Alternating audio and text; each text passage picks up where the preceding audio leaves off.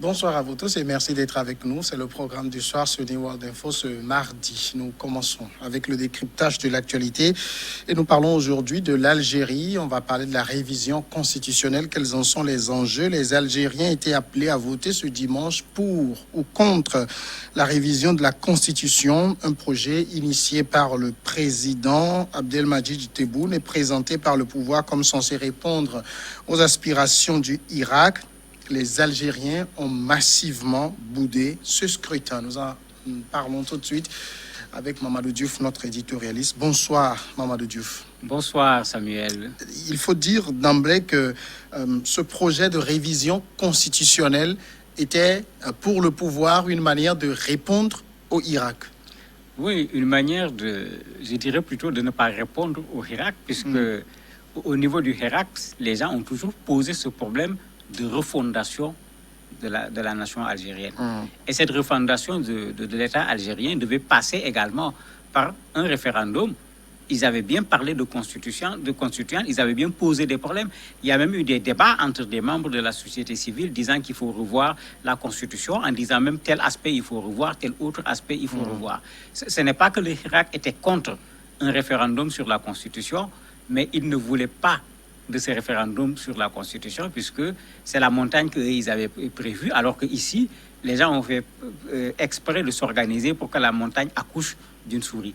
Donc, ils ont refusé de participer à ce référendum, et c'est comme s'ils ont gagné sur toute la ligne, puisque, comme vous l'avez dit tout à l'heure, plus de 3/4 des Algériens ne sont pas allés participer à ce référendum. Alors, donc, 24% de participation, c'est l'un des taux de participation les plus faibles de l'histoire électorale de l'Algérie. Qu'est-ce qui n'intéressait pas tant le Irak dans le projet? C'est le contenu ou quoi? Il y a plusieurs choses. Ça commence d'abord par le porteur du projet. Il ne faut pas oublier que le président, lui aussi, avait été mal élu. Moins de 40% des Algériens, 39, quelque chose. Et les Algériens continuent à le contester parce que le Irak n'a jamais accepté la façon dont il est arrivé au pouvoir. Donc, le porteur du projet même posait problème. Ensuite, le projet lui-même a été vidé de l'essentiel. Pour donner un exemple sur ce que proposait la société civile, il y a les questions de liberté qui les intéressaient énormément. Aussi bien la liberté d'association, la liberté de presse, la liberté d'expression. Et si vous regardez, même avec le nouveau président qui avait commencé par élargir un certain nombre de manifestants, par la suite, on s'est mis à arrêter des journalistes, à arrêter des manifestants plutôt, etc. Donc, c'est comme si on avait changé de personnalité tout simplement, mais les mêmes réflexes étaient encore revenus. Les gens se plaignaient de ce qui a été fait par la Cour constitutionnelle et le Irak réclamait des réformes au niveau de la Cour constitutionnelle. Rien n'a été fait. On a toujours dit que l'Algérie est particulière. Dans tous les pays, l'État a une armée, mais en Algérie, c'est l'armée qui a un État. Les gens ont voulu le réformer, c'est le contraire. Dans le texte de la Constitution, il est dit l'armée est protectrice des intérêts vitaux et stratégiques du pays. Certains constitutionnalistes même disent qu'on donne maintenant à l'armée un rôle officiel, ce rôle qu'il avait tout simplement de façon officieuse. Aujourd'hui, ça devient un rôle non seulement officiel, mais qui est inscrit au niveau de la Constitution algérienne. Donc voilà autant d'éléments qui ont été discutés, que les gens réclamaient, que les gens ont contesté avec les pouvoirs auparavant, et aujourd'hui, ils se retrouvent avec ce référendum qui crée un régime présidentiel ultra centralisé, comme le dit un constitutionnaliste, alors que les gens voulaient le contraire, plutôt qu'on réduise les pouvoirs du président de la République et qu'on assiste à davantage de démocratie au niveau de l'Algérie.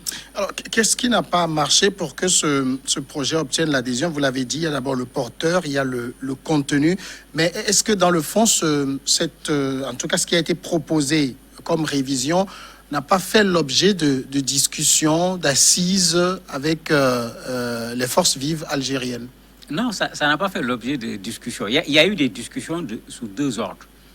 À un certain moment, ceux du Irak ont compris qu'on manifestait, c'était très bien. On déstabilisait le pouvoir, c'était très bien. Mais si le pouvoir partait, il fallait le remplacer par quelque chose. Donc ces mouvements de la société civile avaient commencé à s'organiser un peu, ce qui n'était pas le cas au départ.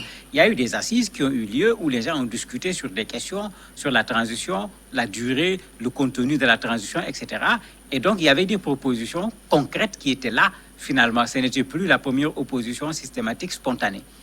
Mais le pouvoir a toujours joué sur cela, en essayant d'organiser à part d'autres formes de rencontres que la société civile n'avait pas reconnues, et en faisant comme ce qu'on a vu au Mali, bon, on vous amène plutôt pour adopter que pour discuter. Mais eux, ils ont refusé d'adopter. Ils ont dit que nous avons des propositions et nous voulons discuter, ce que le régime algérien n'a pas fait, en filant droit vers l'organisation d'un référendum pour que, au moins, cette nouvelle Algérie dont on parle, qu'elle soit là. Et même la date, ils n'ont pas choisi par hasard le 1er novembre. C'était le point de départ de l'insurrection qui va mener à la guerre d'indépendance, qui va octroyer l'indépendance à l'Algérie. Et c'est une date extrêmement symbolique pour les Algériens. Mais malgré que la presse pro-État avait dit on va refaire ce qui avait été fait au moment de la guerre d'indépendance, les populations n'ont pas suivi. La stratégie n'a pas marché, puisque très tôt, l'État a fait cavalier seul par rapport à son projet. L'État a fait la sourde oreille par rapport aux propositions qui ont été faites par le Hirak, mais par les partis islamistes également, qui, eux, n'avaient pas demandé de boycotter, mais qui avaient demandé de voter non. Raison pour laquelle, quand on se retrouve avec moins de 25% de taux de participation, ce n'est véritablement pas une surprise. Mais en Algérie, il n'y a pas de seuil de validité d'un référendum. Ben, c'est tout le problème dans nos pays. On dit l'essentiel, c'est de gagner. Et c'est tout le problème. Vous voyez un référendum qui n'a même pas pu rassembler un quart de la population algérienne parmi les votants. Mais la première question qu'il faut se poser, c'est est-ce que c'est ça un référendum? Parce que quand on fait un référendum, généralement, on veut entendre le peuple. On a entendu moins d'un quart du peuple algérien. Mais on a également, bien que ce n'était pas ça le référendum, on a entendu 3/4 du peuple algérien. Mais si on est dans une démocratie, je crois que c'est la majorité qui l'emporte.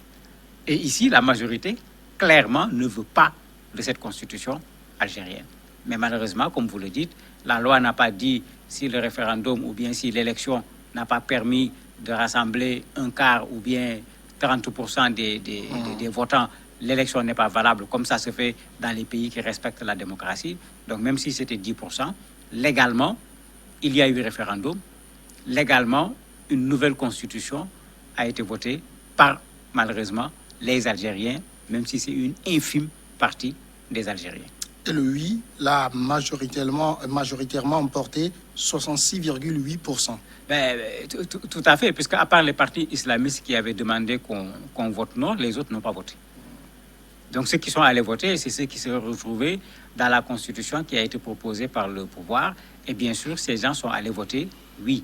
Mais toujours en arithmétique, 66% de moins de 25%, ben, le 66 redevient extrêmement petit quand on le compare aux moins de 25% d'Algériens qui ont participé à ce référendum. Mais qu'à cela ne tienne, la loi dira 66%, c'est-à-dire on a même plus que 50% pour parler de majorité, mais ce n'est pas le fondamental. Pour moi, un référendum est un jeu extrêmement important dans un espace démocratique, et son importance, c'est le fait qu'on permette au peuple lui-même de donner son avis sur une question. Et ici, l'avis du peuple algérien est très clair. Les gens ne veulent pas de cette nouvelle constitution. Alors, quoi qu'on dise, l'Algérie donc a eu une nouvelle constitution à partir d'hier dimanche. Quelles sont les grandes mutations, les grands changements induits par cette constitution? Malheureusement, c'est toute la déception. Il n'y en a pas eu. Il n'y en a pas eu, alors que c'est là où on les attendait. Sur la corruption, la transparence, mais rien n'a été vu. Même sur la question des mandats, les gens avaient voulu que les choses soient claires. Le Hirak avait toujours dit il ne faut plus que quelqu'un vienne s'éterniser au pouvoir. Pour le Hirak, le minimum, c'était de faire ce qu'on voit dans beaucoup de pays, 2 mandats, 1 point, un trait, consécutif ou pas, pas plus de 2 mandats. Et tout cela, les attentes sont là, on ne voit rien. Le Hirak avait insisté sur la séparation des pouvoirs.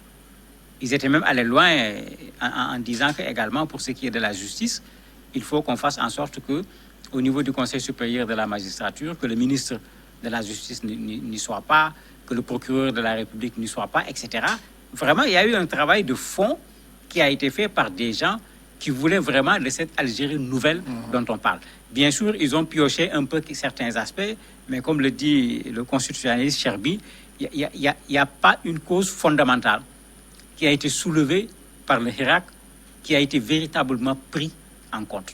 Même quand on en a parlé dans la Constitution nouvelle, on parle des libertés, etc. Mais ce n'est pas allé dans le sens de ce que le Hirak voulait, de sorte que ce qui est proposé est largement en deçà de ce qui était attendu par les populations algériennes. Et quel sera désormais l'avenir du Hirak? Le mouvement a été déjà mis en berne par le coronavirus.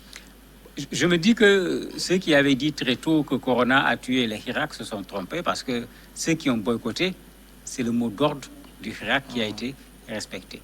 C'est vrai que l'Algérie a été également secouée par la pandémie Covid-19, qui a finalement amené les gens à revoir leur mode d'expression qui était les manifestations. Mais voici une preuve que le Hirak n'est pas mort comme certains avaient voulu le dire. Ils sont certainement en stand-by. Maintenant, après le référendum, qu'est-ce qu'ils vont présenter au peuple algérien? On va attendre de voir. Ce qui est clair, c'est que si la pandémie se réduit, ces gens sont prêts à retourner dans la rue, puisque vous avez quelques Algériens qui continuent aujourd'hui, au nom du Hirak, à manifester, bien que ça n'a plus rien à voir avec les grandes foules qu'on avait connues et qui avaient entraîné la chute du président Bouteflika. Mamadou Diouf, merci d'avoir répondu à nos questions. C'est moi qui vous remercie. Tout de suite, notre pause avant de passer à l'invité de ce soir.